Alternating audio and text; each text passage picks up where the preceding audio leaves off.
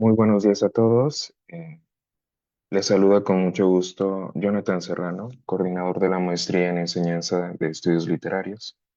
El día de hoy tenemos sesión de nuestro seminario que hemos estado organizando en los últimos meses y hoy contamos con el gran gusto de poder escuchar a la doctora Silvia Beatriz Fernández, quien nos estará obsequiando una charla relacionada con su trabajo personal y ella es profesora de nuestra universidad y también es investigadora postdoctoral de CECITI.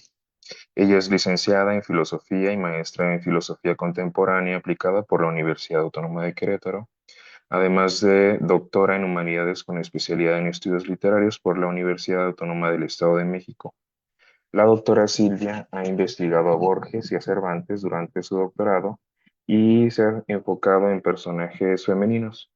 Su especialización es en autoras latinoamericanas contemporáneas que desafían las estructuras canónicas y modelos tradicionales de feminidad, maternidad e infancias desde una perspectiva interdisciplinaria que incluye filosofía, literatura, estudio de género y psicoanálisis. Doctora Silvia, es un enorme gusto contar con eh, su presentación el día de hoy. Será un gusto escucharla.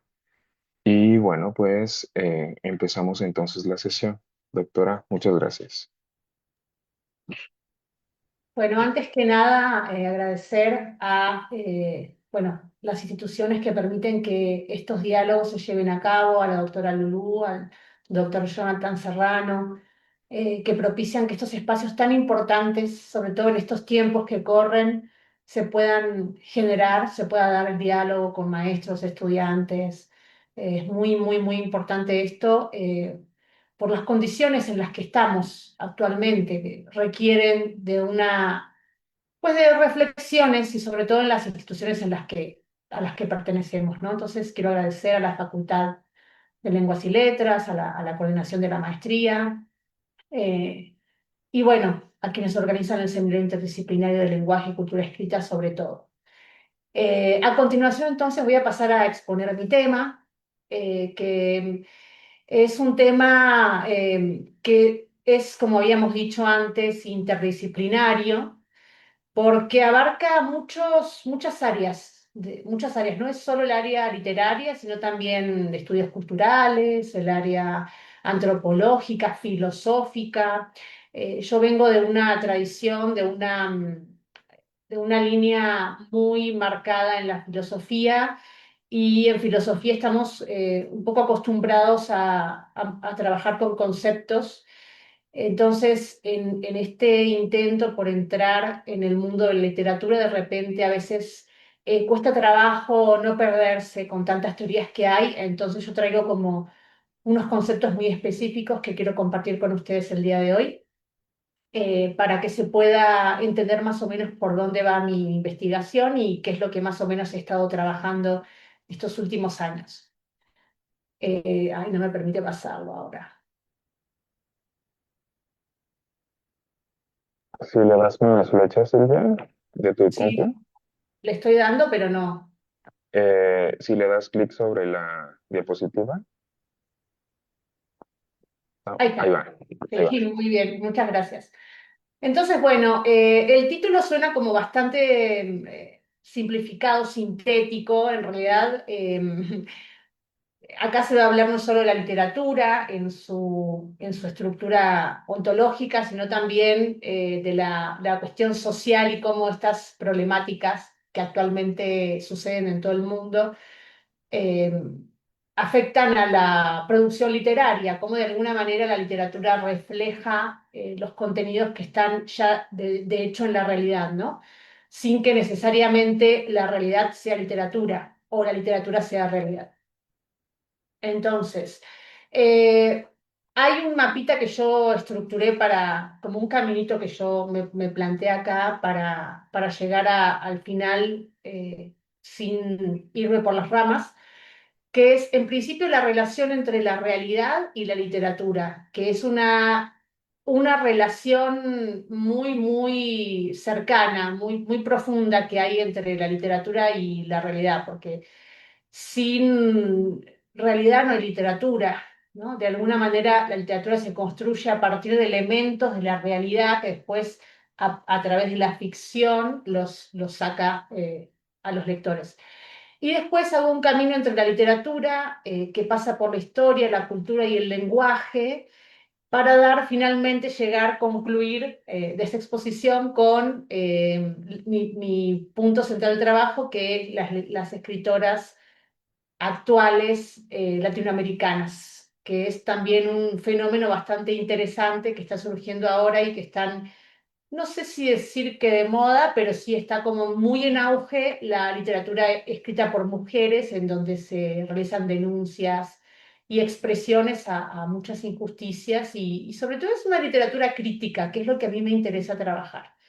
Porque dentro de la reflexión filosófica siempre tiene que haber una crítica y también siempre no se puede aceptar cualquier cosa como válida, sino que a partir de la metodología que propongo, después voy a un poquito hacer una diferencia entre ciertos tipos de literatura y la distinción entre literatura y aquello que no es literatura o que es literatura pero no es crítica, ¿no? Entonces, más o menos voy por ese lado. Primero voy a hablar un poquito del lenguaje, un poco de la cuestión ontológica del lenguaje, cómo se estructura el lenguaje, porque la literatura se desarrolla a partir del lenguaje. Y finalmente voy a hablar de la literatura como construcción de la realidad, para concluir con estas escritoras que yo trabajo. Son como tres pasos que voy a seguir fundamentales. Entonces, lo primero que es importante aclarar, al menos a lo que yo trabajo y cómo yo trabajo y abordo mis artículos y, bueno, mi trabajo en general, es que la literatura es una construcción humana racional. Existen por ahí muchas teorías acerca de que la literatura, los escritores escriben a partir de, crean a partir de una inspiración que viene de otro lado, que como que no son ellos los que lo hacen o como que están inspirados por una musa. No estoy diciendo que no puedan estar inspirados los escritores, lo que sí es importante destacar es que para construir un, tan solo para articular un texto, tiene que existir una lógica. Y me refiero a que a la hora de hablar del color azul, por ejemplo, el escritor lo plasma en el entendido de que tanto él como sus lectores entienden cuál es el color azul. Hay como estatutos muy fijos en la realidad que se van reflejando en la literatura, pero para esto hay que entender que se necesita una racionalidad independientemente de la inspiración que el autor pueda tener. Lo hace a partir de la razón. Incluso para ser irracional, como el Quijote, hay que ser racional. Es decir, Cervantes tuvo que haber, para entender la locura, Cervantes tiene que plasmarlo de manera racional. No puede Cervantes estar loco, sino puede plantear a un personaje que está loco para dar a entender cuál es la locura, cuál es ese concepto. Entonces, bueno, esta es una tesis fundamental para la interpretación de cualquier disciplina teórica, no solamente la literatura. La dice Wittgenstein, que es un filósofo austríaco. Él dice que los límites de mi lenguaje son los límites de mi mundo. ¿A qué se refiere con esto? Que todo lo que yo puedo nombrar es porque existe. Si no existe, no lo puedo nombrar. Ujú. Todo lo que tiene nombre tiene una entidad, una esencia óntica que le da existencia. Por lo tanto, aquello que está fuera del lenguaje, que no se puede decir, no puedo dar yo anuncio de su existencia o no puedo nombrarlo, pues, no lo puedo nombrar.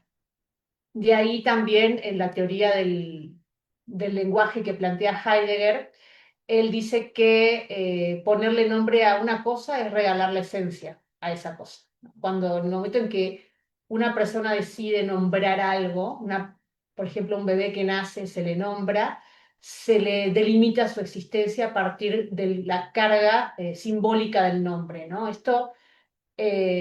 Por eso Heidegger utiliza la definición del lenguaje como que el lenguaje crea el mundo, el lenguaje construye la realidad, ¿sí?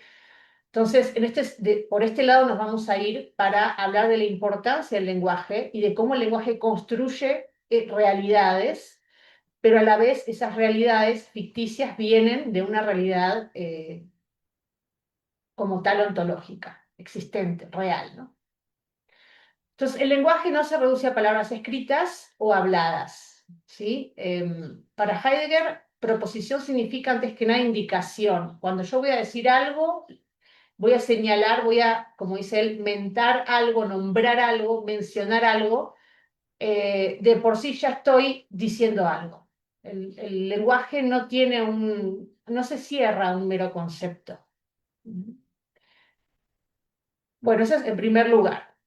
En segundo lugar, una proposición indica algo, indica lo que se sujeta. Y lo que dice Heidegger es muy, muy explícito. Él dice, cuando yo digo el martillo pesa demasiado, no estoy diciendo que el martillo pese demasiado, sino que el martillo ya está pesando demasiado antes de que el enunciado sea hecho. Es decir, ya hay una realidad ontológica previa al discurso eh, que rodea el discurso, que bordea el discurso, que no es como tal algo tan definido. Y en tercer lugar, la proposición significa comunicación, manifestación. Lo que se enuncia puede serle común a otros sin que ellos tengan cercanía con ese objeto. Es decir, si yo digo el martillo pesa demasiado, yo puedo transmitir el peso del martillo a todos ustedes sin que ese martillo esté en la mano de ustedes, ni en la mía siquiera, ¿no? Es decir, ya le da un sentido al lenguaje, a ese enunciado. Esto puede parecer un poco técnico todavía, pero ahora lo vamos a traspasar un poquito a la literatura para que no se vea tan abstracto. Entonces, ¿qué dice Heidegger? Dice, el fundamento ontológico existencial del lenguaje es el habla. Para Heidegger, el habla no es nada más lo que yo digo o lo que yo escribo. El habla es todo. Y hay un ejemplo muy, muy clásico que siempre ocupamos en filosofía, que es que cuando una persona, por ejemplo, le dice a otra, no sé, vamos a poner el ejemplo más común, una persona le comunica a otra algo, por ejemplo, le dice te quiero, y la otra persona no le contesta. La pregunta que se hace es, ¿le está contestando? Técnicamente no le está contestando, puesto que no está articulando un enunciado que responda a la pregunta, pero sí le está contestando, y eso es a lo que Heidegger llama habla, que es prácticamente todo habla. Es decir, llegar a un lugar donde hay un montón de personas, habla. Llegar a un lugar donde está vacío, que no hay nadie, habla. Que una persona esté en un café esperando a otra y no llegue, eso ya habló. Es decir, todo eso ya es lenguaje. Por eso Heidegger dice, el lenguaje no se puede reducir meramente a una palabra, a una frase o a algo dicho o escrito. Es imposible porque el lenguaje está mucho más allá de cualquier construcción semántica o gramatical, ¿no? Entonces, en ese sentido vamos a tratar el lenguaje, el habla, como constructora del universo literario. Entonces, el lenguaje en Heidegger es una función privilegiada de carácter ontológico. No es que nosotros tenemos la herramienta del lenguaje, no es que tenemos lenguaje, somos el lenguaje mismo y estamos inmersos en un baño del lenguaje desde el momento en que nacemos, porque desde el momento en que nacemos alguien habló de nosotros y ese habla nos constituye, nos comprende. Y aquí estamos un poquito quizá más cerca de la disciplina psicoanalítica, cuando Lacan dice que el lenguaje, perdón, el inconsciente está estructurado como lenguaje. Desde el momento previo a nuestra existencia ya existe un inconsciente que nos constituye y ese inconsciente es lenguaje. Y es lenguaje en el sentido de que el hecho de que alguien vaya a nacer ya significa algo. Y ese sentido primigenio, previo, es el lenguaje. Entonces, no es que nosotros poseemos un lenguaje por el cual nos comunicamos, no es una herramienta, no es un objeto, es ya parte de nuestro mismo ser. Entonces, en ese sentido lo vamos a entender al lenguaje. Entonces, el habla no es algo dado, sino la estructura misma, el armazón formal en la constitución del Dasein. El Dasein es el sujeto, que en cada caso es cada uno de nosotros. Entonces, bueno, esta es la famosa frase de Heidegger del lenguaje es la casa del ser, que se refiere a lo que estábamos explicando recién, ¿no? Que estamos rodeados de lenguaje y nuestra casa es el lenguaje. Es decir, no es que estamos nosotros parados en un piso donde es un país que se llama México, sino que ya estamos dentro del universo lingüístico y por lo tanto estamos ontológicamente siendo en el propio lenguaje. Bueno, ahora sí vamos a pasar a terrenos un poco más ligeros, donde la literatura la vamos a expresar como un reflejo de la realidad. Es decir, todos sabemos que los libros que leemos tienen relación con el contexto en el que fueron escritos, ¿no? Esto creo que no es ninguna novedad y muchas veces incluso elegimos libros por nuestra afinidad. Por ejemplo, yo me identifico con una protagonista mujer que es mamá, entonces voy a elegir este tipo de textos que creo que la cuestión de la investigación pasa bastante, que de repente sublimamos o buscamos de alguna extraña manera reflejar eso que sentimos en nuestra teoría al final de cuentas, ¿no? Entonces, en este sentido, yo me dedico más a la literatura escrita por mujeres, pero también no solo escrita por mujeres, sino actual, porque me parece que es la que refleja más algunos aspectos que en la literatura y como reflejo de la realidad, ya que en la realidad no se hablaba de eso, en literatura tampoco. A partir de más o menos hace 20 años, un poquito más, de una manera un poco más específica, hace 10 años, se empiezan a mencionar ciertas cosas que no se mencionaban, entonces empieza a surgir un boom que le llaman de escritoras latinoamericanas, que seguramente si estas escritoras me escucharan se enojarían porque se ofenden muchísimo cuando les decimos que es un boom, porque ellas dicen, no, no es un boom, porque si fuera un boom nos tendría que comparar con el boom latinoamericano y ese boom latinoamericano fue tremendamente clasista, racista, tenía es decir, había ahí lineamientos muy específicos de quiénes pertenecían al boom, ¿no? Eran la mayoría hombres de clase alta, blancos, europeizados, ¿no? Esta cuestión muy eurocéntrica. Entonces, en este sentido, eh, no voy digamos, vamos a impugnar la idea de que sea un boom, sino vamos a decir que es un fenómeno que está surgiendo ahora en la actualidad y que tiene un significado y que tiene un peso y tiene un sentido. ¿Por qué surge ahora? Ahora vamos a ver esta parte. Entonces, la literatura es una construcción humana racional. Esto ya lo dije, lo vuelvo a decir, porque también me gustaría dejar claro que la literatura está construida por seres humanos con teorías y con pensamiento crítico. Es decir, por muy informal que sea un texto, por mucho que aparezcan situaciones muy, no sé, violentas o románticas o muy que parecieran ser muy pasionales, al final de cuentas la razón humana interviene en la ficción y la canaliza. Entonces, no es que esos textos sean escritos a la ligera como muchos lo piensan, como esa es literatura de cocina, escriben las chicas sobre sus sentimientos y eso no importa porque no es racional.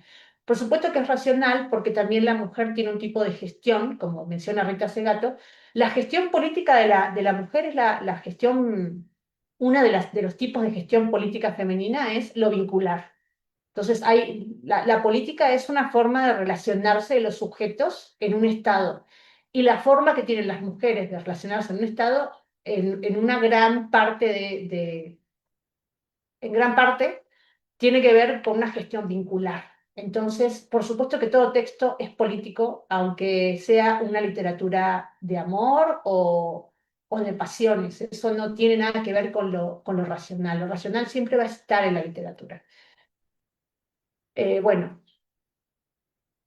esto es una definición propia, bueno, que yo tomo que es propia de Jesús González Maestro, un escritor español.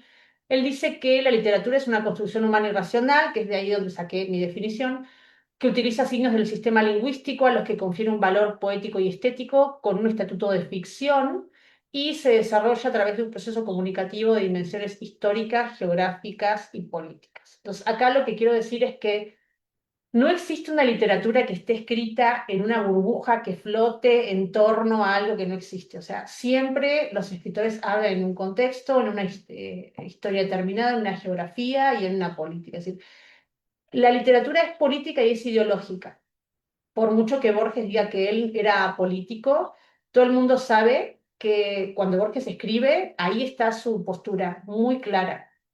Entonces, en ese sentido, por más que un escritor no esté hablando meramente de política, está hablando desde una dimensión política. Está en un contexto y tiene una ideología y esa ideología se inscribe en un significado lingüístico. O sea, eso lo vamos a tener siempre en la literatura, aunque, claro, cualquier escritor que diga que sea político tiene derecho a decirlo, claro, es verdad, no está hablando de política en su obra, pero eso no quiere decir que no, su obra no contenga un estatuto histórico, geográfico y político. Siempre lo hay en cualquier texto. Entonces,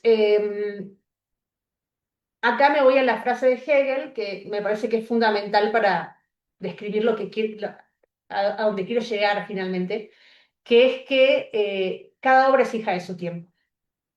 Hay un ejemplo muy lindo de cuando salió Madame Bovary de Flaubert, salió en Francia, que al principio cuando salió fue prohibida, porque era la primera vez que en la literatura una mujer engañaba al marido, siendo el marido bueno porque había otras obras en las que el marido era un malo, que le pegaba o que, bueno, que era un asesino, lo que sea, y entonces de alguna manera se le concedía el perdón a esa mujer porque, bueno, había sido víctima, ¿no? En este caso no pasa esto. En este caso el marido de Madame Bovary es un médico que es respetado y entonces que Madame Bovary lo decida, se aburre de él y lo engaña era algo terrible.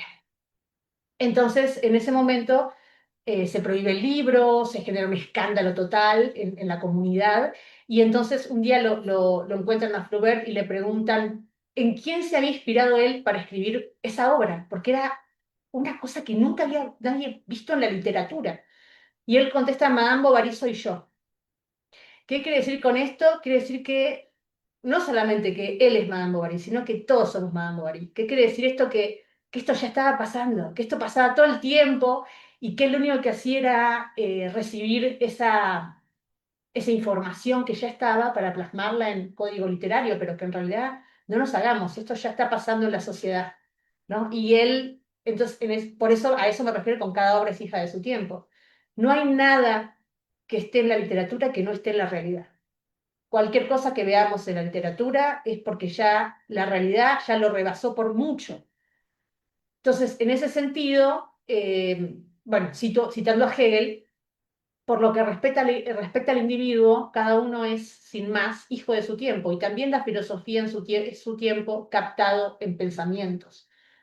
Hay una época del 1800, 1900 en la que empiezan a surgir autores que hablan como, pienso en Dr. Jekyll y Mr. Hyde, por ejemplo, de una oscuridad intrínseca en las personas, que las personas tenemos un lado oscuro, es la misma época en la que Nietzsche habla de lo dionisíaco y lo apolíneo, es la misma época en la que Marx habla de un poder superior, es la misma época en la que Freud habla del inconsciente. Entonces, ya estaban estos teóricos desde la filosofía, desde la literatura, ya estaban percibiendo que había en el ambiente, se estaba advirtiendo de la existencia de una oscuridad en el humano y de una pérdida del control del humano, y eso se plasma en esa época. ¿Y a qué voy con todo esto? Que de igual manera que ya estaba sucediendo esto en las sociedades aristocráticas del texto de Madame Bovary, de la misma manera lo que sucede ahora tiene que ser atendido con la misma importancia. ¿Por qué la literatura latinoamericana está siendo tan importante ahora? Bueno, porque está dando un mensaje, está captando una señal de algo que está sucediendo en la realidad. Así tal cual, no hay mucho que descifrar ahí, ¿no? Entonces, ahora sí, también hay una diferencia entre lo que es la realidad como tal y la ficción. Lo que dice Jesús Maestro es que la ficción no abandona la realidad. Es decir, tú tienes en la ficción cosas que podrían tranquilamente pasar en la realidad. No son locuras la ficción, ¿sí? Aunque sea fantástica, aunque sea una literatura con elementos fantásticos, nunca es completamente una locura. Pienso en el texto, hay un texto de realismo mágico en donde se habla de la bella Remedios, que era tan bella y tan hermosa que un día se fue volando al cielo y no volvió más, ¿no? Entonces, es un elemento fantasmagórico, fantástico, perdón, claro, sí lo es, pero eso no quiere decir que no sea real. Hay una interpretación que se puede hacer, una interpretación de que la Bella Remedios desapareció, se fue, o se suicidó, o no sé, eh, algo pasó, pero sabemos que ese se fue volando y no volvió más, remite a algo de la realidad, aunque esa misma escena descrita como tal no es una escena que podría escribirse en una realidad concreta. Ujú. Entonces, la literatura es un reflejo de las situaciones y comportamientos que ya están en la realidad, que podrían ser reales, y pienso, por ejemplo, en la ciencia ficción. ¿Por qué nos gusta ver obras de ciencia ficción, ya sea en las series de televisión o en la literatura? Porque es algo que está muy cercano a nosotros. Está tan cercano que podría ser real. En cualquier momento, incluso eso que antes era ciencia ficción, ahora puede ser real. Por eso es que entre la ficción y la realidad hay una línea tan delgada, pero tan delgada, que, que a veces me hace cuestionar por qué los filósofos ven la literatura como algo de menor condición, o como algo, no, es que la literatura eso, la filosofía sí, pero la literatura, ¿no? Como no tiene ese peso teórico, cuando en realidad, de acuerdo a lo que estamos viendo, lo tiene, y lo tiene a veces incluso mucho más, porque se acerca más a la realidad. La filosofía de repente cae en abstracciones, en conceptos muy cerrados, difíciles de traducir en la realidad. Entonces, vamos a pasar rápidamente, creo que todavía voy bien en tiempo, a la cuestión del Quijote. No me voy a extender mucho con esto, nada más voy a ocupar que siempre ocupo este ejemplo porque es una de las obras más importantes en la literatura española y por lo tanto latinoamericana, en tanto que es heredera de esta cultura. Eh, lo que hizo Cervantes fue hacer la realidad ficción. Muchos dicen es que el Quijote era un loco que estaba por ahí peleando con dragones, incluso hay discusiones sobre si los dragones eran reales o no, cuando en realidad claramente Cervantes dice que él estaba loco y que él creía ver dragones, pero que en realidad eran molinos. O sea, eso está muy claro. Hace falta nada más leer, yo creo que algunas páginas para saber que sí, que Cervantes no utiliza elementos fantásticos. Lo que hace Cervantes es crear un loco de diseño, diseñar un personaje de un loco para cuestionar y criticar el idealismo de la época. ¿Qué quiere decir esto? Que Cervantes se daba cuenta claramente que el Estado, el rey, la institución eclesiástica vendían al pueblo, no le daban pan al pueblo y en cambio le vendían ilusiones. Así se da cuenta que es una época de mayor pobreza en la España de estos tiempos. El siglo de oro es el siglo más pobre, dicen por ahí. Entonces, lo que hace Cervantes es crear un loco diseño para dar un mensaje a las autoridades, que en ese momento él no podía decirlo directamente. Entonces Cervantes es, antes que nada, un tramposo, un mentiroso, pero es muy crítico de su época, y a partir de la ficción él logra dar un mensaje de cambio, y logra anunciar la muerte de todos los géneros que hasta entonces habían existido. ¿Y a qué me refiero con esto?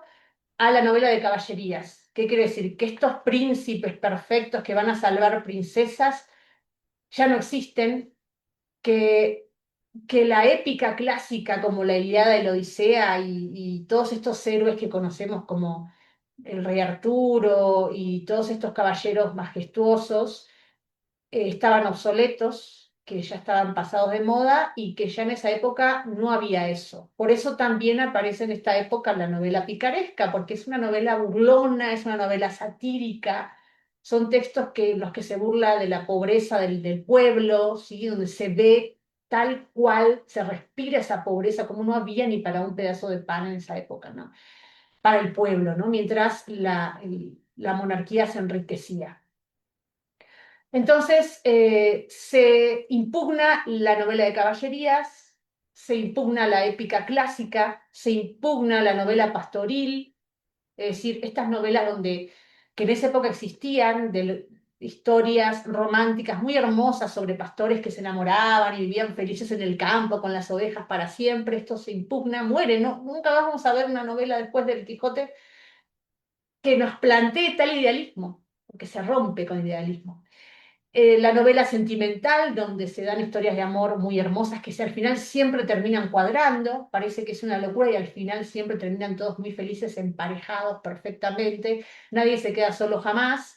Entonces viene Cervantes y dice, no, no, yo voy a hacer que los personajes terminen solos, que no tengan pareja, por ejemplo, ¿no? Pienso en el personaje de Marcela, la pastora Marcela que no termina sola.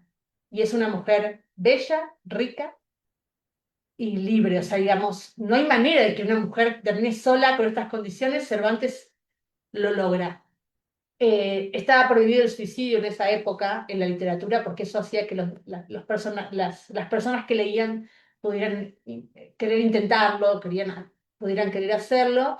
Y Cervantes lo que hace es que suicida en sus novelas a todo un pueblo, suicida a Grisóstomo porque Marcela no lo quería y él se suicida. Entonces, él, digamos que transgrede cualquier género y cualquier tipo de regla que hubiera en la época.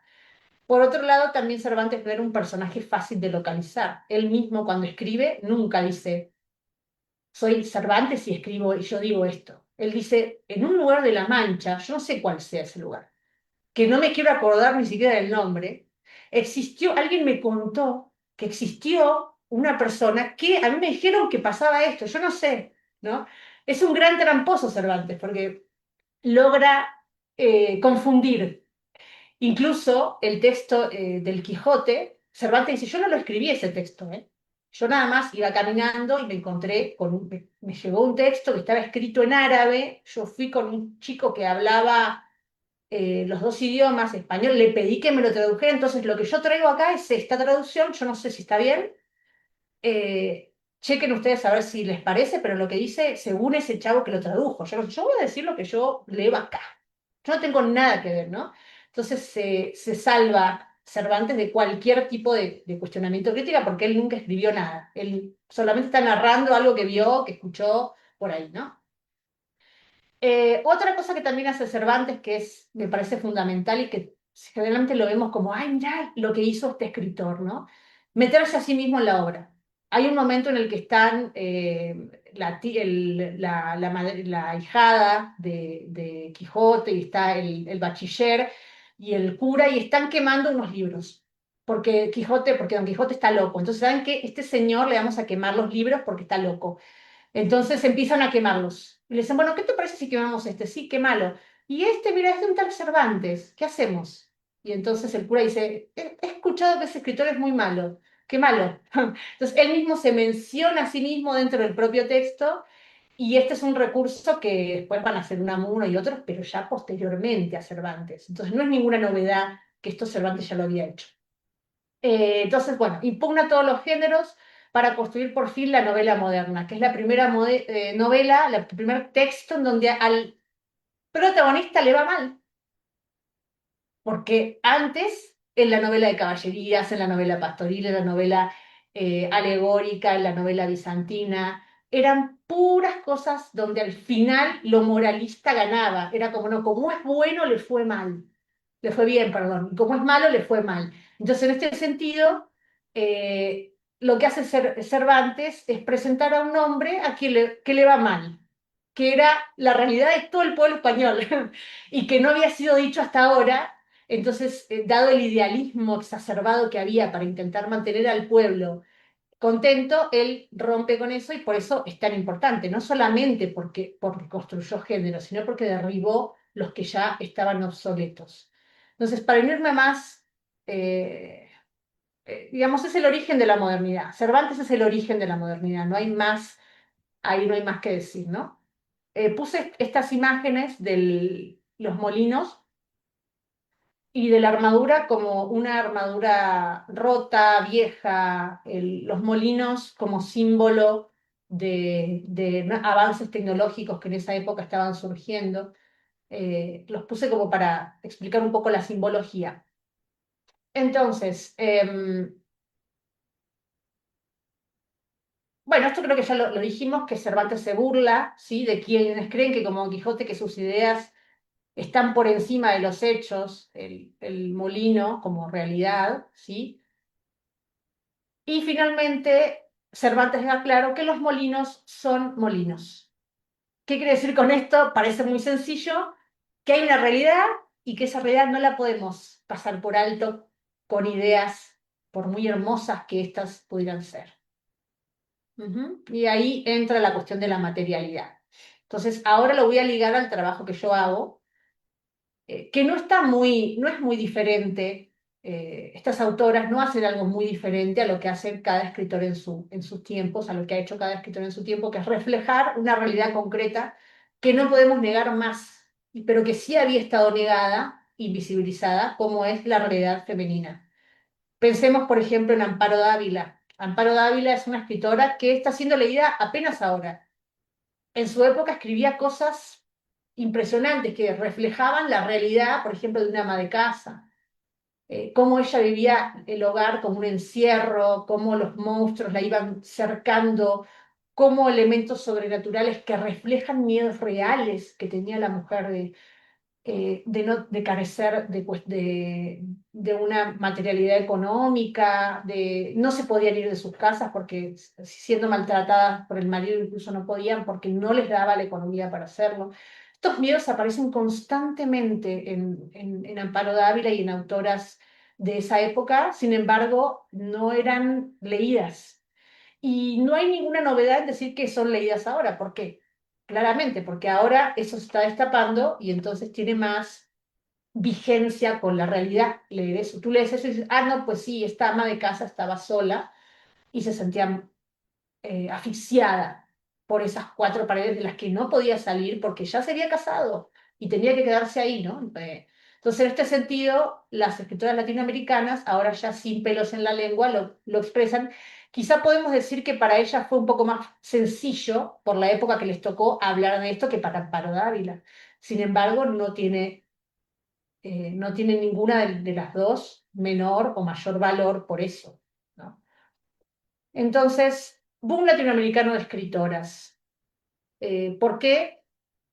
¿Por qué no quieren ellas que se les diga boom? Bueno, porque esto remite a un grupo selecto de escritores, como ya dijimos, donde no entran las mujeres. Pensemos, por ejemplo, en Isabel Allende. Ella dijo, yo escribí toda la época del boom, yo escribí constantemente. Nunca me tuvieron en cuenta como una escritora del boom. Ella podría haber entrado perfectamente ahí. Hacía realismo mágico, digamos, era perfecta. Sin embargo, no entra ahí. Los que entran son ellos.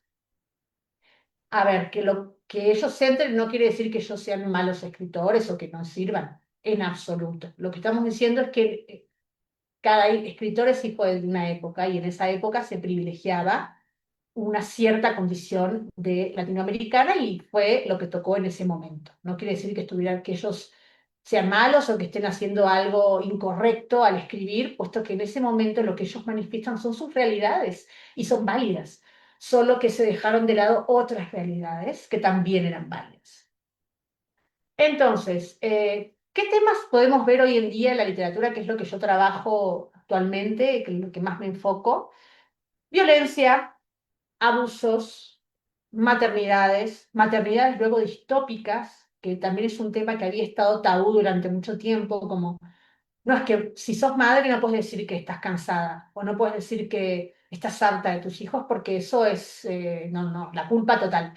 Se destapa todo eso, se destapan maternidades donde madres abandonan hijos, donde madres no quieren hijos, donde madres están tan presentes que los asfixian a los hijos, de cierta manera. Cosas que no se decían o que se tenían en otro concepto. Por ejemplo, la cuestión del amor, ¿no? Es que ese hijo realmente ama a su mamá porque está con ella y la cuida hasta su vejez y nunca se casó por cuidar a la mamá. Eso que tenía, que concebíamos como amor, hoy en día está visto ya desde una manera, desde una óptica un poco más, más amplia, ¿no? Se interpreta desde la cuestión edípica, psicoanalítica, tiene otros significados. Entonces, no es raro que Lacan dijera la famosa frase en los escritos dos, que dice, la verdad tiene estructura de ficción. Es decir, la verdad no se presenta nunca clara, transparente, inmediata, accesible. La verdad no es fácil. La verdad siempre está mediada por un lenguaje que tiene a la vez, que relata realidades mediadas por una estructura simbólica y esta estructura es constitutiva del sujeto. Entonces es imposible negar, es imposible decir que digamos, no podemos ya negar que todo lo que vemos en la literatura es contenido de la realidad, no hay más ahí, ¿no? Bueno, maternidades, relaciones, crisis psicológicas, crisis tecnológicas y no sé cómo estemos de tiempo. Estamos muy bien, Silvia, tú no te preocupes. Es que no quiero luego, siento que No, no, no, me apasiono. está fascinante lo que nos estás platicando. Ay, muchas gracias.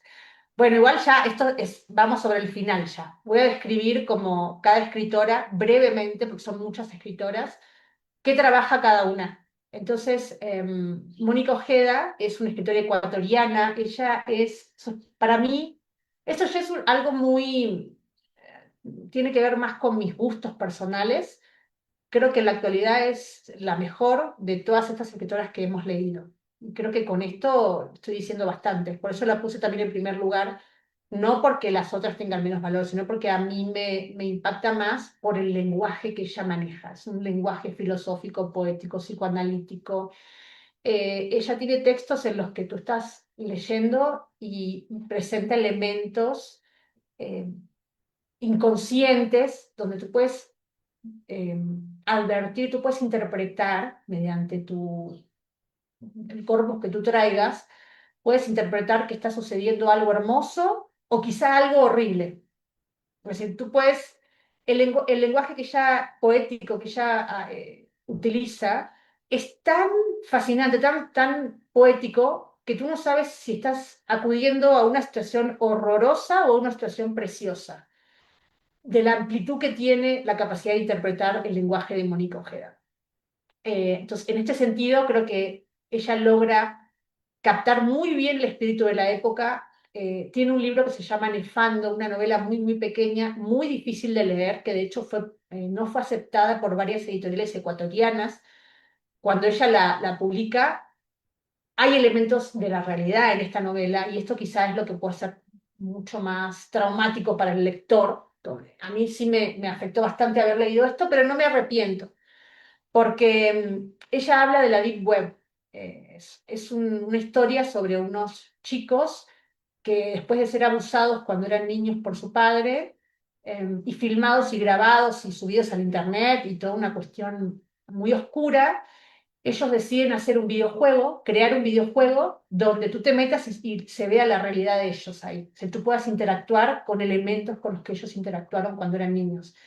Es muy siniestro y a la vez es atrapante el argumento de la historia.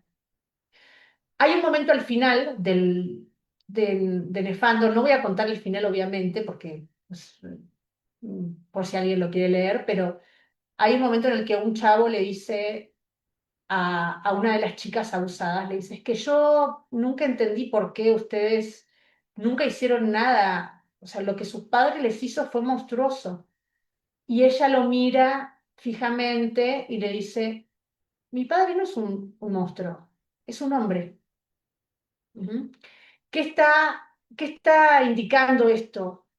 Que las personas que ejecutan actos como este son personas normales, incluso respetadas en su ambiente. El hombre era un director de cine respetado. hacía esto, por otro lado, con sus hijos, pero él era un hombre admirado, buen vecino, eh, y lo más impactante de todo esto es que cuando le preguntan a Mónica Ojeda por qué, en qué se inspiró para escribir esto, ella dice, yo no puedo contar, obviamente, las cosas que a mí me cuentan y esto, pero yo lo que voy a decir es que a una amiga le pasó esto. ¿Qué quiere decir? No hacía falta aclararlo, pero si lo aclaramos queda más, queda a lo mejor un poco más específico, que esto le puede pasar a cualquiera, que no son situaciones que, mirá lo que le pasó, sino que son situaciones que están ocultas, pero que le puede pasar a quien sea y que cualquier persona puede ser un potencial abusador como era este hombre, ¿no? Entonces, también Mónica Ojeda habla mucho de la cuestión de las infancias, de cómo sufren las infancias, de las cuestiones también como del planeta, del medio ambiente. Ella utiliza un subgénero que se llama gótico andino, donde ella introduce elementos de la naturaleza andina. Por ejemplo, siempre aparecen temblores, cóndores, siempre aparecen grietas en la tierra, siempre todo es muy telúrico, todo es como muy, muy inestable en los textos de ella, a la vez muy poético, ¿no? Porque ella hace poesía con el desastre. Es decir, en un desastre climático ella está describiendo lo hermoso de ese temblor y cómo los cóndores pueden, o el cocodrilo puede devorar a una persona. Un cocodrilo es un animal clásico de la literatura andina. Entonces ella dice que ese cocodrilo no solamente puede devorar, y que es algo terrible, a un niño, por ejemplo, que se coma a un niño un cocodrilo, que es algo común en esas geografías, sino que además ese cocodrilo a veces puede ser la madre, ¿no? Es decir, esa analogía con las mamás devoradoras, con las mamás que se comen a sus hijos, que los cuidan tanto y los quieren tanto que se los terminan devorando y que no les permiten abrir las alas, ¿no? Entonces, en este sentido, su poesía es hermosa, en tanto que esas analogías son muy poéticas, pero a la vez también tiene estos elementos terribles que reflejan la realidad humana, que reflejan realidades humanas que muchas veces no alcanzamos a comprender hasta que leemos estos textos. Bueno, esta es otra autora también muy buena, María Fernanda Ampuero, también es ecuatoriana. Hay como un boom con las autoras ecuatorianas. Si se fijan, en Ecuador era un país que no estaba muy exaltado en cuanto a literatura, casi no conocemos, ¿no? Autores así. Y ahora están saliendo muchas escritoras ecuatorianas buenísimas. Ampuero es una de ellas, habla de monstruosidades, pero también habla mucho de clasismo. Habla mucho de cómo ella como niña rica, por ejemplo, ella era una niña rica bueno, rica, de clase alta, pero cuando se va a España era una porquería. Dice, yo pasé de ser de clase alta cuando viajé a España, automáticamente me degradaron a fea, inmigrante, sucia, gorda, es decir, mi estatus se modificó en un viaje de 12 horas, ¿no?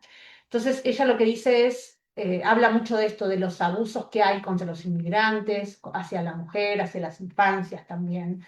Ella sí tiene un lenguaje no tan estético, es un lenguaje muy crudo, muy, muy literal, pero que también es muy crítico, que eso es muy importante, ¿no? Bueno, luego tenemos a la más famosa de esta época, que es Mariana Enríquez, que yo creo que no hay una persona que no la haya leído porque está súper, súper como en auge ahora, ¿no? Ella escribe sobre, quizás un poco más light, en el sentido de que no abunda tanto en la psicología humana, sino que más bien en terrores del, por ejemplo, antes teníamos miedo que viniera el vampiro, ella hace gótico urbano. El gótico urbano es el miedo de las ciudades. ¿Cuál es el miedo de alguien que vive en una ciudad? Que te roben, que te asalten, que venga un drogadicto a quererte hacer algo, ¿no? Y ella, sus fantasmas son siempre gente como drogada, gente de la calle que se murió y que resucita como zombies, digamos, todos los miedos que las poblaciones urbanas pueden llegar a tener, pero no ahonda mucho en psicologismos como lo hacen las autoras anteriores. Luego tenemos la realidad crítica, que esta también es una autora que está así como el boom. Ella lo que hace es reflejar simplemente las realidades de las poblaciones más pobres y racializadas que hay en México. Es decir, ella dice, yo sé lo que es ir a un supermercado y que te echen por cómo te ves. Y eso es lo que yo vengo a contar. Yo sé lo que es que vos tengas rabia porque un asesino mató a tu prima, como le pasó a ella en su vida real, y entonces ir y querer romper todo. Yo sé lo que es esto y esto es lo que yo describo en mis libros. Ella es quizá más explícita, no es tan poética, pero es crítica, que es lo que a mí me interesa analizar, la crítica. Ahí hay un asunto fundamental en la cuestión eh, a la hora de definir qué es literatura y qué no. Mucha gente la critica a Dalia de la Cerda. ¿Por qué? Porque dicen que lo que ella hace no es literatura. Y ella dice, bueno, dime por qué. Porque vos describís cosas que pasan en la vida cotidiana y eso no tiene ningún mérito, porque nada más decís, ah, fulano mató a Mengano y Mengano mató a Sultano. Y el narco entonces balaceó y murieron todos. Eso no es nada, no estás haciendo nada nuevo, estás repitiendo algo que está en la realidad, no me interpela. Sí es literatura y por qué lo es. Porque no es nada más una crónica, ella no escribe lo que ve, ella toma una postura sobre lo que ve y esa postura es crítica hacia los grupos de poder opresores. Por eso es literatura, por eso entra en literatura crítica. ¿Qué no sería literatura crítica? Si ella dijera, mira estos narcos, cómo matan, uy, es el rey, como pasa en las narcoseries de Netflix, que todos las podemos conocer, o que alguna vez vimos alguna, estas de narcos, de Pablo Escobar, idealizan, ensalzan al narcotraficante como un dios. Eso no es literatura crítica. Eso no está cuestionando algo de la sociedad. Eso sí entraría dentro de la literatura meramente anecdótica o si quieres, para entretener. Lo que hace ella es literatura crítica porque cuestiona el orden patriarcal y el orden opresor sobre el orden de digamos, sobre las víctimas, ¿no? Del oprimido y las víctimas. Y también es muy crítica con el feminismo. Ella no es que dice, ay, los hombres son malos. Ella habla de cómo hay unas estructuras que incluso para los hombres son terriblemente opresoras. Bueno, la autora que está ahora, bueno, hay varias autoras de ciencia ficción, pero ella hace algo que otros no habían hecho, que otras no habían hecho, u otros también, que es sencillamente proponer algo positivo sobre el futuro. Que a mí me parece eso, es una idea que creo que a nadie se le había ocurrido en los últimos tiempos, porque tenemos a otra autora también, que es Andrea Chapela, que habla como de distopías y de crisis planetarias y esto, pero eh, esta autora lo que hace es que, bueno, Gabriela Daniel Mirabete se llama, no sé si la mencioné, pero ella lo que hace es crear, ella en lugar de decir, ¿y si sucediera esto y el mundo se acabara? Ella dice, ¿y si en lugar de que se acabara el mundo sucediera esto otro y entonces se arreglara eso?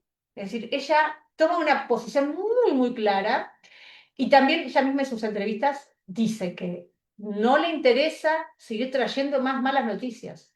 Y es muy enfática en esto. A mí no me interesa estar hablando de si se va a venir el fin del mundo, o si la inteligencia artificial va a dominar y nos va... A mí me interesa ver qué pasaría si los feminicidios desaparecieran. A mí me interesaría saber cómo podríamos llegar a entendernos como sociedad de una manera más armónica, más positiva, ¿no? Cualquiera diría, "Ah, bueno, pero eso no es real". Nada en ciencia ficción está garantizado por la realidad. Nada en ciencia ficción, nada en futurismo está garantizado por la realidad. Puede suceder, puede no suceder. No lo sabemos. Pero ella se inclina hacia esta parte y ese es para mí el valor más grande de la obra de Gabriela Dávila. Luego tenemos una autora también fundamental, que es dominicana, se llama Rita Indiana Hernández.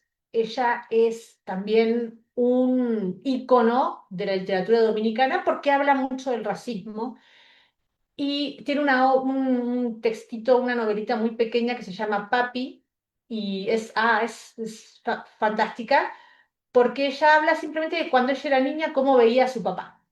Es decir, toda la novela trata de una niña que ve a su papá como lo máximo. Su papá es, y es, no, es que mi papá tiene 20.000 carros y es que mi papá, cuando se entere mi papá de lo que me hiciste te va a destruir, porque es una niña de, no sé si 9 o 10 años, que su papá la abandonó. Su papá se fue a Estados Unidos, que es también una dinámica muy, muy común en República Dominicana y en todas esas islas, en donde la gente se va a buscar la mejor vida. Y este hombre a veces venía con regalos y a veces desaparecía por meses o por años y después volvía con regalos. Y entonces ella lo que siente es esta orfandad, pero a la vez que no puede soltar la figura paterna y necesita exaltarla. Entonces, este texto es una crítica al racismo, es una crítica al abandono paterno, es una crítica social a la cuestión dominicana, con respecto también a los haitianos, cómo los ven como inferiores, cómo hay toda una cuestión muy interesante racial ahí en el Caribe. Y entonces ella entra para mí en mi catálogo como una de las escritoras dominicanas más relevantes, además del género, porque ella también defiende mucho su derecho a estar con una mujer, por ejemplo, en pareja. Ella está en pareja con una mujer, tiene hijos con ella y defiende mucho esta cuestión de ser quien es, de que se le permita ser sin esta cuestión del género como definitivo completamente, ¿no? Eh, bueno, no sé si esta es la última, a ver, vamos a ver, creo que sí.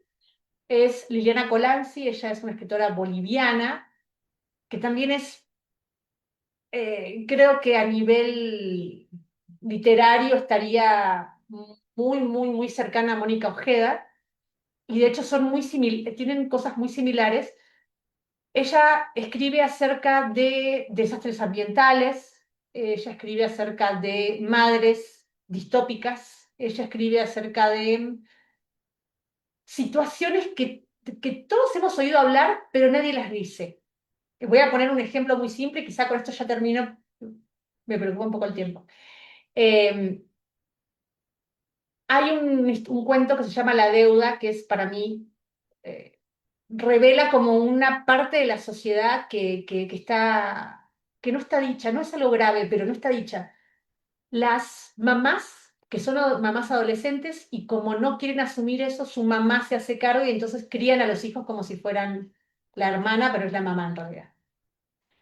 Son maternidades distópicas. De alguna manera ella sigue siendo la mamá, pero hay todo en la cuestión familiar, en la cuestión inconsciente, un encubrimiento de esa maternidad como vista como un pecado. Entonces, hay toda una cuestión simbólica muy fuerte ahí que recae sobre ese hijo que no es un hijo ni de la mamá ni de la hermana, porque al final termina estando en un limbo. En este caso, el cuento La deuda se trata de una señora que cría a su hija como si fuera suya, como si fuera, perdón, cría a su sobrina como si fuera una hija. Es decir, la cría, es como su mamá se fue, ella la cría, la educa, la hija crece, pero nunca le permitió llamarla mamá. Siempre dijo, no, no, a mí no vas a decir que soy tu mamá, soy tu tía, y soy tu tía y soy tu tía. Cuando esa chica más adelante queda embarazada, su tía le dice, acompáñame que tenemos que ir a saldar una deuda, que es el título del cuento, se llama La deuda. Entonces la agarra a la chica embarazada, sin saber que está embarazada. Tía y sobrina viajan a un pueblo. Cuando en ese viaje la sobrina se entera de que su tía en realidad es su mamá. Y lo que van a hacer es ir a buscar al papá que las abandonó. Cuando llegan al pueblo del papá, el papá lo topan de frente y el papá agarra como si fuera que va a agarrar un cuchillo o algo así y ahí se acaba. Bueno, en este desenlace, qué podemos entender? No sé, mil cosas. Pero sobre todo, si lo queremos racionalizar, llevar a la crítica literaria, lo vamos a entender como dispositivos que ocurren en sistemas familiares que nunca son a lo mejor alguien escribió sobre esto, yo no puedo saber todo lo que se escribió, pero lo que quiero decir es que no están muy presentes y en México eso pasa muchísimo y en Latinoamérica eso pasa muchísimo. Liliana Colanzi lo que logra es captar esto que es muy común y plasmarlo en sus textos. Estas maternidades que no son malas, no son buenas, son, no sé qué palabra usarlas, distópicas, son raras, son otro tipo de maternidades, que quizá todavía no existe un nombre para ellas, pero sí existen cuentos en donde se plasma y ella lo hace muy, muy, muy bien. Ah, bueno, me faltaba Samantha Shirley, ella escribe, hace una cuestión más bien satiriza, ironiza, lo lleva al extremo. Hay un cuento que se llama, em, no me recuerdo el nombre. Bueno, su novela más famosa es Distancia de Rescate, donde habla del desastre medioambiental que se está provocando hoy en día en algunos pueblos de Argentina, donde se contamina el agua con agrotóxicos y hay niños naciendo con deformidades, con problemas respiratorios, con la piel toda manchada. ¿Por qué? Porque para el enriquecimiento de algunas empresas. Ella lo plasma muy bien. Esto es cierto que en la crítica al desastre medioambiental y a la contaminación, muchos escritores ya lo están haciendo, no es que ella es la única, pero sí podemos decir que es de las pioneras en hablar de estos temas. También habla de maternidades también un poco extrañas, pero yo creo que su riqueza de ella más bien es llevar al extremo situaciones comunes. Y eso nos lleva a preguntarnos qué pasaría si está entre una especie de ficción irónica, satírica, si queremos llamarle, ¿no? Ella es Andrea Chapela, también hace ciencia ficción. Hay una cosa nada más que destaco de ella, que es que hace muy buena literatura y también es muy crítica y todo. Ella habla de desastres medioambientales, pero no como si fuera que nos vamos a ir a otros planetas, sino como más bien como un apagón total del mundo. Ella plantea que en algún momento se va a desaparecer todo y vamos a empezar de cero, ya sin celulares, ya sin luz eléctrica, este tipo de escenarios me gustan, porque me dejan tranquila, porque pienso, eso ya es algo muy personal, pero pienso, bueno, no es que todo va a estar un desastre, sino que a lo mejor solo vamos a tener que empezar a cultivar, a sembrar, propone algo un poco más optimista, más del corte de la especulación, de la ficción especulativa como lo hace Gabriela Dami. Y bueno, ahora sí ya, para concluir, la literatura es un discurso abierto, plural, refleja realidades, tiene ficción, pero hay que tener en cuenta algo muy importante.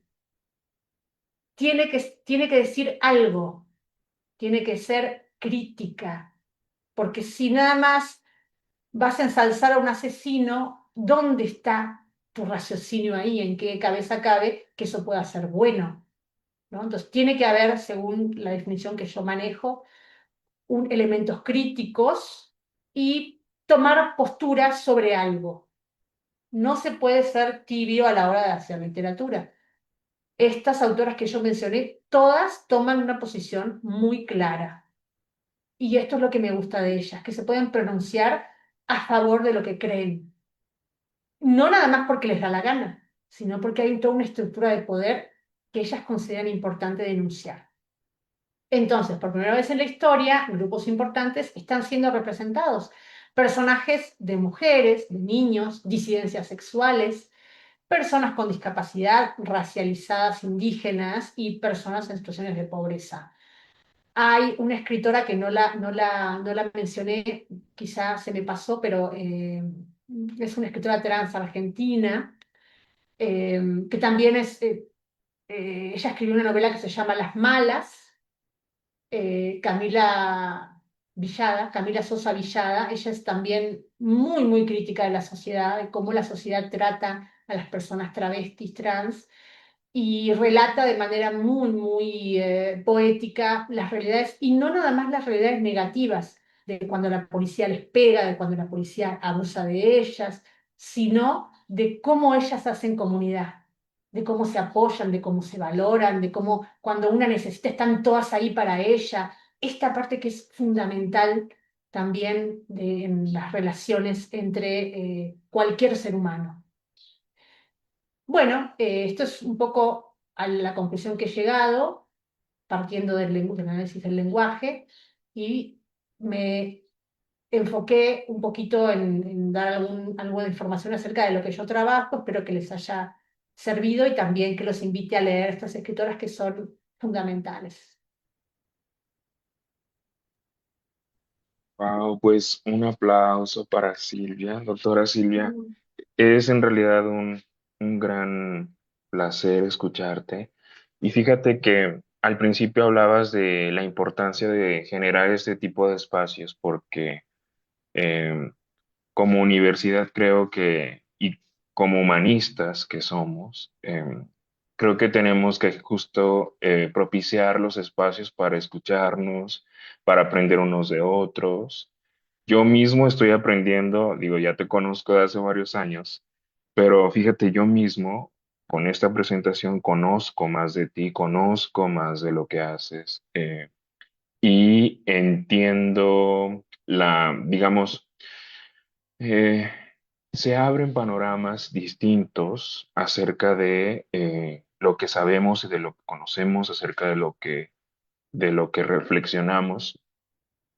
Y eso me parece fundamental en la universidad, fundamental en nuestra facultad, el tener la oportunidad de escucharnos unos a otros. Trabajamos juntos y muchas veces no nos conocemos lo suficiente. Eh, entonces, en eso radica la importancia de generar este tipo de espacios también para los estudiantes que conozcan a sus profesores, que conozcan maneras diferentes eh, de vincularse con el conocimiento y con las realidades, que es lo que nos estás proponiendo el día de hoy. Y ahorita estaba, mientras escuchaba tu charla, estaba reflexionando sobre algo que comentábamos ayer en sesión con unos estudiantes que nos visitan de la UAM, y hablaba uno de ellos sobre lo que vivió Guadalupe Amor en cuanto a que no se le consideraba, ¿no? Porque tú en algún momento hablabas de lo que se considera como el boom latinoamericano y cómo las mujeres han sido relegadas, ¿no? En su generalidad, em, por diversas dinámicas propias de la disciplina o propias de- del comportamiento humano, del comportamiento del hombre o del machismo. Entonces, el hecho de que tú, como investigadora, puedas dedicarte a esto y refrescar o rescatar y hablar de mujeres y de la literatura que escriben las mujeres es fundamental justo para dar ese balance y para hablar de ese balance que se necesita tener en cuenta en cuanto al estudio de la literatura y de las realidades. Entonces, yo te quería externar eso derivado de esta presentación que tienes, y bueno, reconocerte pues esa, eh, esa fuerza y esa facilidad también con la que eres capaz de comunicar esto. Entonces, muchas gracias Silvia por acompañarnos en el seminario eh, en esta sesión de hoy. Y bueno, yo también quiero agradecer mucho a las personas que nos acompañan el día de hoy, también escuchar desde luego a la doctora Lulu Rico, nuestra directora, a nuestros estudiantes de la maestría, y por ahí vemos algunas personas externas. Por aquí nos ponen también, vamos a dar el espacio para algunos comentarios. Por ahí Levi nos pone entre los comentarios, gracias por la charla, doctora, muy interesante. Ojalá haya una segunda charla de autores varones contemporáneos. Gracias, Levi. No sé qué pienses, Silvia. Yo quiero dar un comentario sobre esto, pero después de ti, si te parece. Bueno, sí sería muy bueno. Fíjate que yo he leído, estoy leyendo algunos, muchas gracias. Estoy leyendo algunos escritores varones. pero como estoy tan enfocada en esto ahora y Ujú, me dedico más a esto, me cuesta. Y no quiero como decir nada. Sé por lo que he leído y porque tengo amigos que escriben y que leen mucho a varones actuales, sé que está muy deconstruida la escritura masculina, que ya están hablando mucho de paternidades, que ya están hablando mucho de cuestiones, de cómo ellos perciben, que es algo que también no aparecía tanto, cómo el hombre sufre, cómo expresa su dolor, cómo manifiesta su dolor, cosas que también estaban súper silenciadas en la literatura. ujú. Y esto me da mucho gusto y los aliento a que siga. Bueno, no, ¿quién soy yo para alentar a nadie, no? Pero me gusta ver esto, ver que los varones también están ahí, que también están expresando y que es muy diferente ya, es otro tono. Ya no es el tono del intelectual, de Borges, de Cortázar, que son buenísimos, ¿eh? Pero no es ese tono de la voz del saber, sino que ya están más implicándose en sus emociones y eso me gusta mucho. Pero yo ahora no lo tengo, por eso no quisiera... Sí, claro. Ujú. Fíjate que eso me lo mencionaba uno de los estudiantes antier, justo entre las charlas que estamos teniendo, muy interesantes. Eh, Hablaba de cómo sí es importante la literatura de las mujeres porque hay que relegar, más bien hay que rescatar y dejar de tener el pensamiento que relega y que las invisibiliza y todo, pero de alguna manera como que eh, él dice que siente que la literatura escrita por varones hoy en día, pues no aparece, no aparece. Entonces, él habla de que tenemos que pensar en un balance y eso podemos discutirlo desde luego. Y es importante, ¿no? Al final de cuentas, como tú lo decías hace rato, es importante todo. No es que unos estén mal, no es que los escritores de hace, digamos, canónicos estén mal con respecto a las escritoras de esos tiempos. Son buenos, al final de cuentas, porque hablan de realidades, como tú lo dices, pero hay que pensar como en que todo es importante y que debemos escuchar todo y en ese ánimo vamos a pensar si podemos traer a alguien al seminario que nos hable de varones también como para atender la sugerencia que nos hace Levi. Y por aquí tenemos otro comentario. Dice, buenos días, muchísimas gracias por la plática tan sublime de Héctor Enrique Manso. Nos cuenta esto. Tengo dos preguntas. ¿Podría decirnos los nombres de los autores mencionados, por favor? Ah, sí, de las autoras.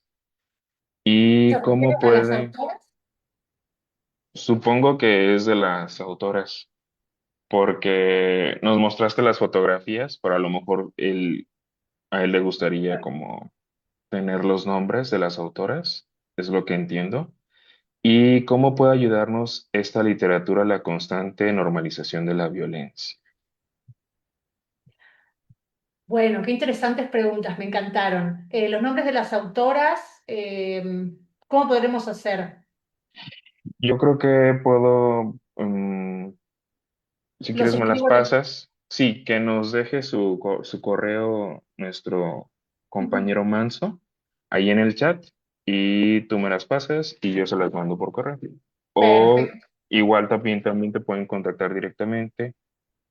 No sé si quieras darle tu correo Mi correo, el institucional, ahora está porque lo voy a corroborar. o lo podemos postear en la página de la maestría Sí, también. La lista de autoras, si gustas, Manso. Compañero Manso, nos podemos postear los nombres de las autoras en la página de la maestría o de la facultad. Ah, mira, aquí Monse nos ayudó. Monse nos ayuda. Dalia de las Cerdas. Sí.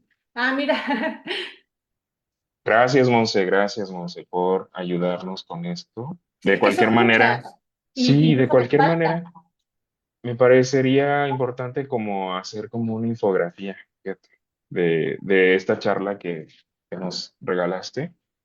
em, y postearla, que quede ahí también como algo adicional. Si yo te puedo hacer incluso si quieren también recomendaciones, porque son muchas Ándale, escritoras, no a todos nos gusta lo mismo, ¿no? claro, Entonces, ustedes me dicen qué les gusta, yo les recomiendo y así. fantástico. Y no sé si ya respondimos la segunda pregunta. A ver, tengo dos preguntas. ¿Podría decirnos los nombres de los autores? Los autores, ¿cómo puede ayudarnos esta literatura a la constante normalización de la violencia? Bueno, ahí entra la cuestión crítica. A mí muchas veces me han recomendado textos o series, las he visto. Debo admitir que he visto varias series donde se pone al narco como lo endiosan. Es lo que comentaba recién, ¿no? Eso no es crítico. Para tomar una postura hay que renunciar siempre a cosas. Entiendo que es muy entretenido leer novelas, narconovelas. Es muy entretenido porque son narraciones muy dinámicas, son muy interesantes, te remiten a cuestiones que pueden pasar en la realidad, son muy atrapantes, son muy seductoras. Pero a mi modo de ver, para dejar, digamos, para tomar postura frente a las violencias, hay que leer literatura crítica. Esa es mi respuesta a la pregunta, ¿no? De esa manera ayuda, siendo críticos, mostrando lo malo. Sí, está buenísimo ser novia de un narco, porque te compra cosas, pero te pueden matar a la vuelta de la esquina. Eso es lo que hace Dalia de la Cerda. Ujú. Fantástico. Sí, gracias Silvia. No sé si tengamos alguna otra pregunta del público, de los estudiantes. Silvia, ¿crees que podrías dejar de compartir tu pantalla, por favor? Ay, perdón, ¿se está viendo Monse, esto? no es que vamos a proceder a compartir Ah, pantalla. Yo. ya, listo, listo, perdón, perdón. Monse tiene levantada la mano. Monse, adelante.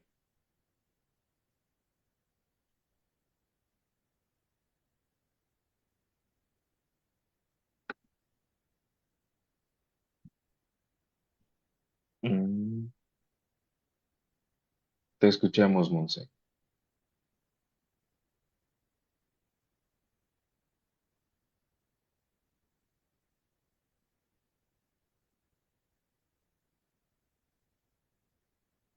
Ah, te vemos, ya te vemos. Creo que no te escuchamos. Ah, nos Ay, ¿qué pones pasa? un mensaje. Sí, claro.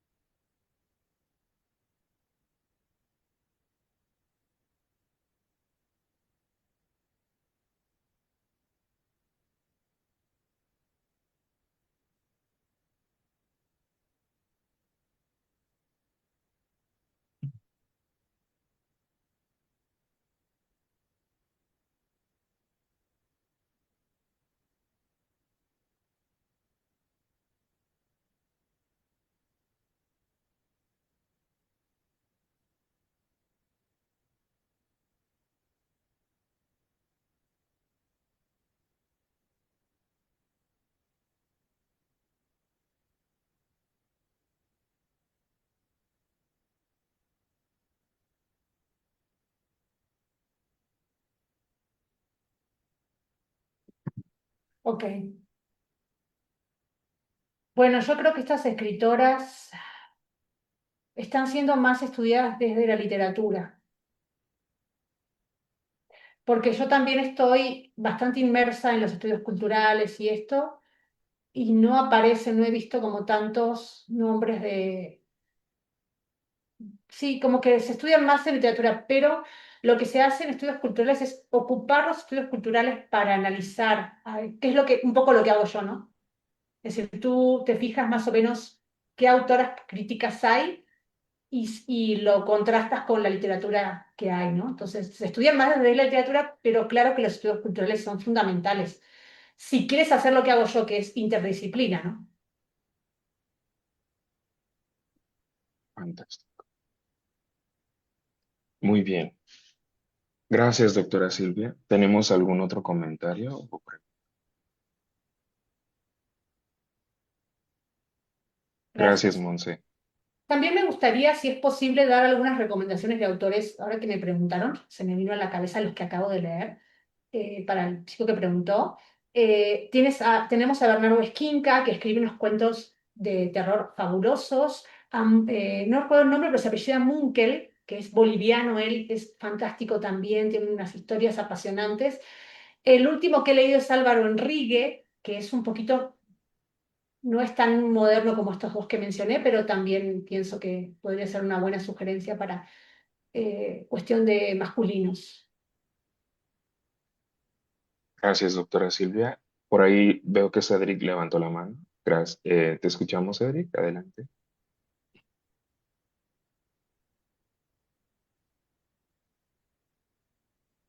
Listo. Sí, bueno, me quedé pensando un poco en la relación que hiciste respecto a cómo se toma la realidad pensando en Miguel de Cervantes y cómo, bueno, hay temas, o pienso yo, que eh, él como autor puede tratar, sin embargo, quizás no los puede tratar tan directos, sino pues desde la perspectiva de Don Quijote, que es la perspectiva pues de un loco. Entonces, creo que ahí vemos como cierta pantalla en la ficción, en lo que se utiliza un recurso literario, que en este caso sería como la locura de Don Quijote, bueno, al menos así lo estoy pensando yo, para pues tratar lo que no había sido tratado en la literatura previamente, en las novelas de romance y así. Mm. Y por ejemplo, llevándolo a lo que nos explicaste de las autoras que mencionaste, podemos ver en el caso de, por ejemplo, de la ecuatoriana Mónica Ojeda, que pues hay, hay un aspecto muy notable que es el, mm, digamos, pues estos elementos de terror un poco sobrenaturales. Sin embargo, también, por ejemplo, lo poco o el único cuento que he leído de este de Ampuero, pues en realidad no hay, digamos, no hay esta necesidad de lo no realista. Es un cuento bastante, pues bastante explícito. Entonces, no sé, creo que el manejo de la realidad en este sentido pues cambia mucho dependiendo la autora y bueno, más bien como, no sé si tengo una pregunta directamente, pero más bien quería que nos pues, compartieras un poco más de esa perspectiva al respecto de cómo lo que vimos al principio, como con Don Quijote, ha cambiado a ahorita, del tratamiento de la realidad y de cómo puede ser como muy explícito o se puede utilizar de otros recursos literarios. No sé si me di a entender. Creo que sí. A ver, vamos a ver si sí. En Don Quijote se habla de, por ejemplo, molinos. Los molinos son molinos. Eso Jesús Maestro lo deja muy claro, ¿no? Como no hay que confundir molinos con dragones. ¿Te refieres a que en la actualidad, por ejemplo, Ampuero escribe crudamente sin meter algún elemento como fantástico, como por ejemplo, no sé, Mónica Ojeda habla de, lo poetiza, ¿no? Y que Ampuero no hace eso, sino que es una... Sí, sí, sí. Ajá. Bueno, creo que cada autor tiene su estilo y en el caso de Cervantes para mí es aparte porque por la época. Es decir, en esa época lo que él hizo, no sé qué se necesitaría hacer ahora para llegar a lo que hizo Cervantes. No sé si es posible hacer algo como lo que él hizo, pero pienso que ahí ya entran estilos literarios. Por ejemplo, Mónica Ojeda, el subgénero gótico andino le permite tomarse esas licencias poéticas a Mónica Ojeda. Y Ampuero decide tener un estilo mucho más de crónica, mucho más agresivo. Pero a mi modo de ver son estilos, o no sé si respondí bien. No, sí, muchas gracias. Ujú. Gracias, muchas gracias. Gracias, Cedric, por tu pregunta. Gracias, doctora Silvia. Y parece que Levi nos quiere consultar algo. Adelante, Levi. Hola, ¿qué tal? Espero que se me escuche bien. Estoy un poquito de problemas con la internet, pero espero que se escuche bien. Hice una pregunta por ahí en el chat, no sé si ya la contestaron, pero porque se me fue un poquito el internet, pero preguntaba si es posible una literatura de fantasía latinoamericana, o sea, no literatura fantástica, sino literatura de fantasía. Si pudieras definirme a qué te refieres con literatura de fantasía. Claro que sí. Pues esta literatura muy clásica de los anglosajones, ¿no? Que utilizan la Edad Media, ¿no? Sobre todo, y la literatura fantástica, pues más relacionado con el realismo mágico y estas cuestiones, ¿no? Más del boom. Más bien literatura fantástica en relacionado con cuestiones históricas de la magia, todo ese tipo de cosas. Podría estar relacionado, por ejemplo, con algunas cuestiones, pues, del pasado prehispánico, ¿no? Algunas cuestiones coloniales. Sí, de Ese es hecho, mi no pregunta. solo es posible, sino que ya se hace. Por ejemplo, si pensando, volviendo a Mónica Ojeda, ella tiene ese tipo de literatura de la que estás hablando, introduce elementos prehispánicos, introduce cuestiones con de repente espíritus, con la cuestión del planeta. O sea, sí, yo creo que sí existe. Eso existe. Habría que rastrearlo bien. Ujú. Sí, me refería, por ejemplo, como Liliana Bodo, que tiene la saga de los confines, que es literatura de fantasía. Entonces, pero más no sé si se puede explotar. Bueno, esa era mi pregunta ya. Muchas gracias por la respuesta. No, ¿de qué? Muchas gracias, Levi. Creo que ahí surgen como ideas de próximas sesiones para el seminario, ya en el siguiente semestre, desde luego. Vamos a recuperar esas ideas. Y bueno, pues vamos a ir cerrando, si les parece, esta sesión, que creo que ha sido muy productiva, muy interesante, me ha encantado en realidad. Este, em, entonces, pues por un lado quiero, ay Dios, estoy compartiendo. Estoy compartiendo, no es la que quería compartir. Ahora, pues vamos a cerrar y para cerrar vamos a hacer la entrega digital que Gracias. posteriormente será material de la constancia que otorga la Facultad de Lenguas y Letras de la Universidad Autónoma de Querétaro a la doctora Silvia Beatriz Fernández por haber impartido la conferencia La literatura latinoamericana como reflejo de las problemáticas actuales en el marco de las actividades de nuestro seminario, organizado por la Maestría en Enseñanza de Estudios Literarios, realizado de manera virtual del 22 de marzo del 2026. Firman nuestra directora, la doctora María de Luz Rico Cruz, y la doctora María Luisa Álvarez Medina, secretaria académica. Pues muchas gracias, doctora Silvia, por esta conferencia que despertó muchas cosas en cada uno de nosotros. Y también, por otro lado, quisiera invitarles ahora sí a nuestra siguiente sesión, que va a ser el 12 de junio, viernes 12 de junio a las 11 de la mañana, en donde vamos a recibir a la doctora Alma Mejía González y que va a platicar de diversidad y funcionalidad de la adaptación de textos literarios en el ámbito de la LIG, personajes, autores y lenguajes. La doctora Alma Mejía es profesora de la Universidad Autónoma Metropolitana.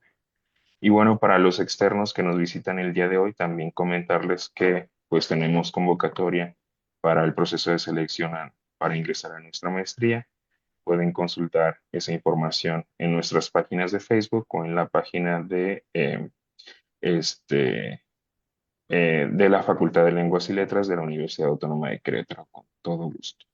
Muy bien, yo les agradezco mucho a nombre de la coordinación de la maestría. Un gusto poder encontrarnos el día de hoy. Gracias, doctora Silvia, por todo su apoyo. Y bueno, nos estamos viendo en nuestra próxima sesión del 12 de junio. Un, Gracias. un abrazo para todos, para todos. Abrazo. Hasta pronto. Gracias, Silvia. Bye bye.